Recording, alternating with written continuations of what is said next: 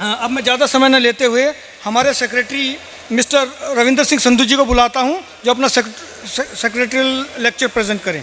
Mister Ravinder Singh Sandhu ji, please come on the stage. 36वें age में भाग लेने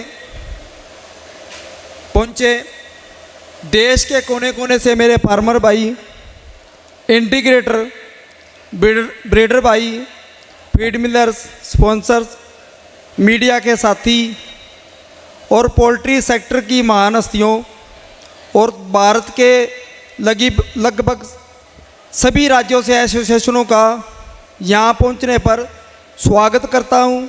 वेलकम। सबसे पहले मैं पीएफआई के बारे में थोड़ी जानकारी साझा करता हूँ। पोल्ट्री फेडरेशन ऑफ इंडिया की स्थापना 1988 में हुई थी। इसमें अभी लगभग 50 के करीब एग्जीक्यूटिव मेंबर हैं, जिसमें 5 पदाधिकारी हैं जो पूरी मैनेजमेंट को चलाते हैं। यह पोल्ट्री किसान की भलाई के लिए बनाई गई थी, आज भी लगातार उसी रास्ते पर चली आ रही है। इस एसोसिएशन का खुद का कोई बिजनेस नहीं है, ये आप लोगों की सहायता से चली आ रही है। हमारी टीम ने पिछले 10 महीने में लगभग 40 मीटिंग की हैं। लगभग सभी मीटिंग फार्मर की भलाई के लिए की गई हैं। एजीएम को छोड़कर बाकी मीटिंगों का लगभग खर्चा हमने सबने अपने पास से किया है। कोई भी एसोसिएशन पे बोझ नहीं डाला, एसोसिएशन का पैसा नजायज़ कहीं भी खर्च नहीं किया। और हमारी कोशिश रहती है कि पीएफआई का पैसा गलत जगह पे एक पैसा भी ना लगे, सही जगह पे पैसा लगे। और हमारी कोशिश रहती है कि फार्मर की समस्या को जल्द से जल्द हल करवाया जाए। साथियों, हमारे लिए गर्व की बात है, पीएफआई और विप के साथ एक ऐतिहासिक साझेदारी की है। विप सेलेक्ट इंडिया 2026 का एग्जीबिशन होगा।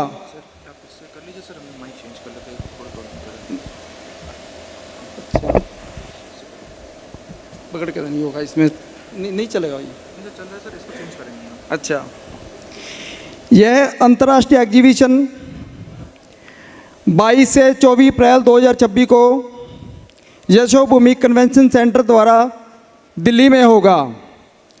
यह एग्जीबिशन हर एक साल छोड़कर दिल्ली में होगा। अगले 25 साल ऐसा ही होगा।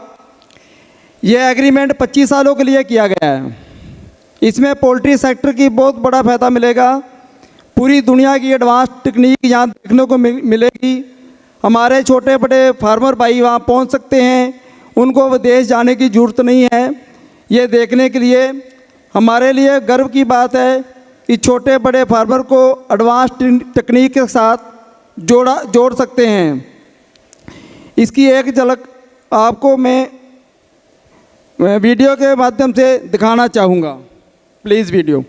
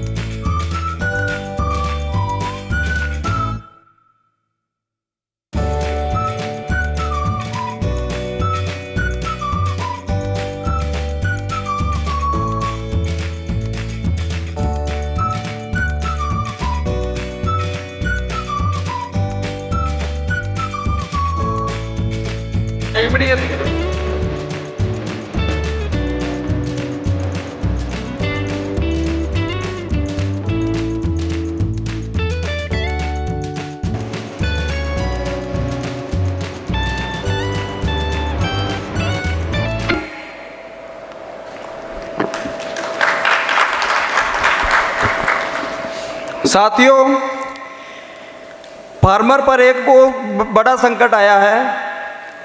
हर साल सावन के महीने में और नवरात्रों में दुकानों को बंद किए जाने का। साथियों, हर साल सावन के महीने में एक बड़ा संकट पैदा होता है। कई जगहों पर मुर्गे की दुकान को बंद करवाने का दबाव बनाया जाता है। इसमें हमारे फार्मर भाइयों का बहुत भारी नुकसान हो जाता है। पीएफआई ने तुरंत प्रभाव से इस पर कार्रवाई चालू कर दी है। हमने केंद्रीय पशुपालन विभाग के ज्वाइंट सेक्रेटरी जी को मिले, उनसे हमने इस समस्या के बारे में बातचीत की और पीएफआई की तरफ से लेटर भी दिया। पशुपालन विभाग के केंद्रीय राज्य मंत्री एसपी सिंह बघेल जी को भी मिले, उनको भी हमने लेटर दिया। उन्होंने आश्वासन दिलाया कि आने वाले कुछ समय के अंदर ही इस समस्या का जल्द से जल्द कोई हल निकालेंगे। और कल को अपनी एजीएम में आ भी रहे हैं बघेल सर, तो कल को भी हम रिक्वेस्ट करेंगे कि इस पर कुछ ना कुछ करा जाए।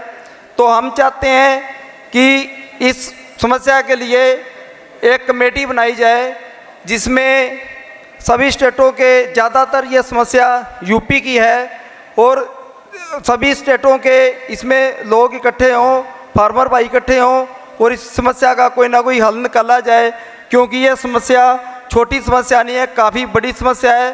फार्मर भाइयों का बहुत भारी नुकसान हुआ है इस साल भी सावन की दुकानें बंद होने के कारण। एक सर और बहुत बड़ी समस्या आई है फार्मर भाइयों को, प्रदूषण बोर्ड की समस्या और फीड मिलरों भाइयों को मार्केट कमेटी फीस की समस्या आई है। इन दोनों समस्याओं को लेकर हमने काम किया है, हमारी टीम ने काम किया है और दोनों विभागों से फार्मरों को, फीड मिलरों भाइयों को नोटिस आते थे, छापेमारी की जाती थी। इस समस्या को लेकर हम अपने बड़े भाई हरियाणा की कैबिनेट में शिक्षा मंत्री श्री महिपाल डांडा जी को मिले।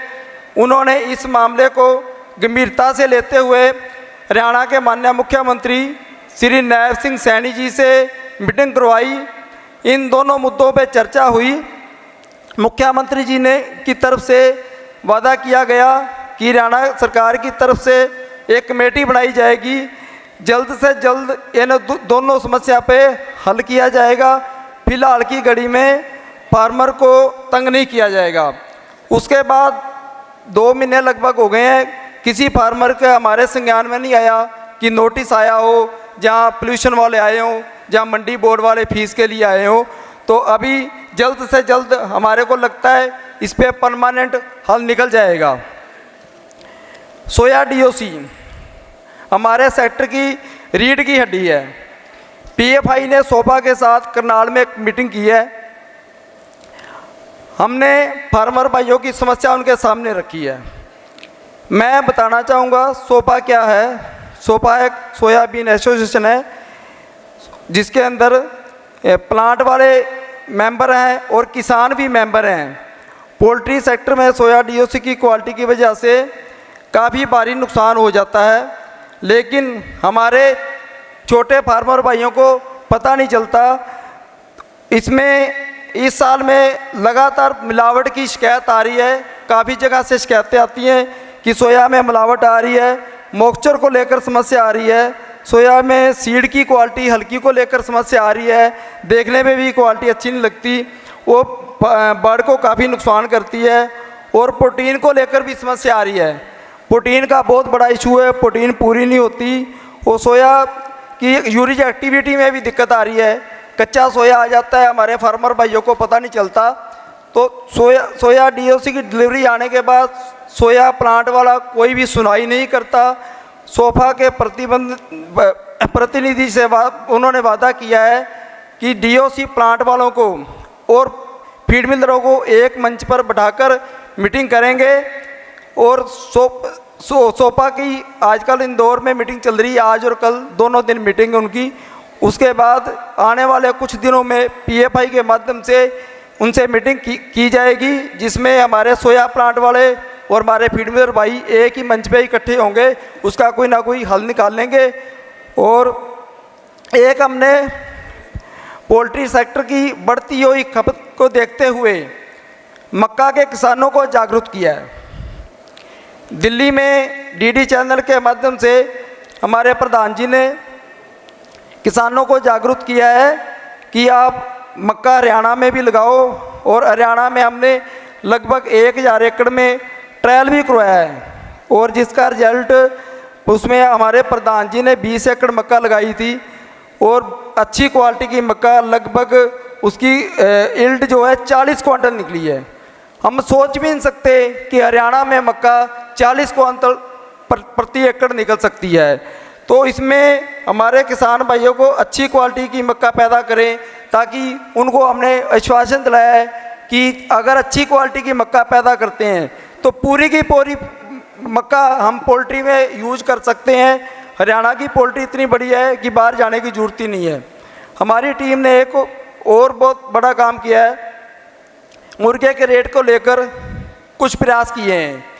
बीबीएन और निबा के साथ, दोनों एसोसिएशनों के साथ मिलकर कई मीटिंगें की हैं, जिन दोनों मीटिंगों में जो भी फैसला लिया गया है पीएफआई टीम ने उनका पूरा साथ दिया है, और इसमें हमारे फार्मर भाइयों को फ़ायदा भी मिला है, चाहे चूजे के रेट को लेकर और चाहे ब्रॉयलर को रेट को लेकर। पीएफआई टीम ने एचपीआई वैक्सीनेशन भारत सरकार से परमिशन मांगने का काम किया है। कृषि भवन में पशुपालन विभाग से 2 बार मीटिंग हुई है। हमने उसमें एचपीएआई वैक्सीनेशन की परमिशन मांगी है, क्योंकि इस बीमारी आ जाने के कारण हमारे फार्मर भाइयों का एक ही झटके में लाखों करोड़ों का नुकसान हो जाता है। हमने पहले भी एलपीएआई वैक्सीन की मंजूरी कराई है भारत सरकार से। हमारी कोशिश जारी है भारत सरकार से इस वैक्सीनेशन की मंजूरी जल्द से जल्द करवाएं। साथियों, मैं वादा करता हूं आप लोग का साथ हमेशा हमारे साथ बना रहे, और पीएफआई हमेशा पोल्ट्री हित में ऐसे ही काम दिन रात काम करती रहे, प्रयास करती रहे। अगर आपका कोई सुझाव है तो आप हमारे को पर्सनली मिलके दे सकते हैं, ईमेल कर सकते हैं, फ़ोन कर सकते हैं। अगर मेरी जुबान से कोई गलत शब्द निकल गया हो तो मैं क्षमा चाहूँगा। इतने कहकर मैं अपनी वाणी को विराम देता हूँ। बहुत बहुत धन्यवाद।